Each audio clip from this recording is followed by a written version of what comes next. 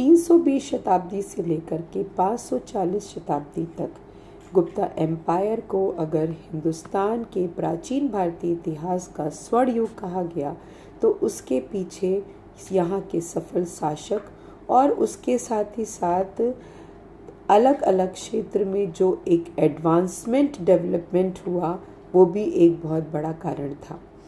Advancement of the field of literature में यानी कि यहाँ पर इस वक्त लिटरेचर यानी साहित्य पे बहुत जोर दिया गया।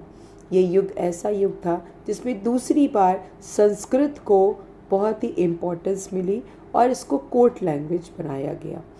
साथ ही साथ हालांकि इस संस्कृत को लोगों ने अपनी मदर टंग के रूप में भी इस्तेमाल किया, लेकिन बुद्धिज़्म ने पाली को ही अपना भाषा को ज़्यादा प्रेफर किया। गुप्ता ने कोड लैंग्वेज संस्कृत तो बनाई थी और इसके साथ ही साथ बहुत सारे ऐसे संस्कृत में इस युग में कई सारे ड्रामास, प्लेस, पोएम्स लिखी गई, जिस वजह से साहित्य के क्षेत्र में ये युग स्वर्ण युग भी माना जाता है। Many great poets, dramatist, grammarians और स्कॉलर्स इस युग में डेवलप हुए और उनको अपनी अपनी उपलब्धियों को इन्वेंशन करने का सही जरिया इसी युग में मिला।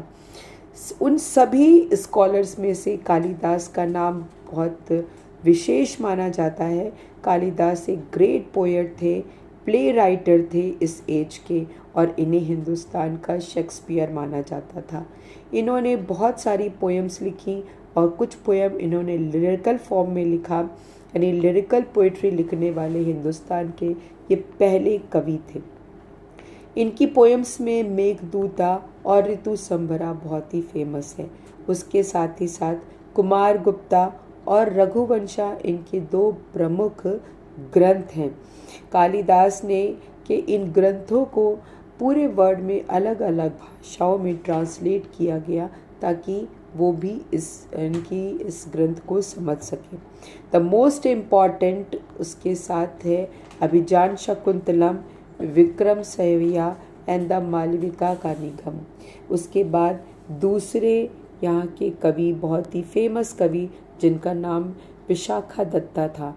विशाखा दत्ता भी एक बहुत ही ग्रेट पोएट और हिस्टोरिकल प्ले लिखने वाले पोएट थे, जिन्होंने मुद्रा राक्षसा लिखा, देवी चंडाला गुप्तम लिखा, मुद्रा राक्षसा और द सील ऑफ द राक्षसा एक स्टोरी है उस सरकमस्टेंस की कि जिसके कारण चंद्रगुप्त मौर्य एक सफल रूलर साबित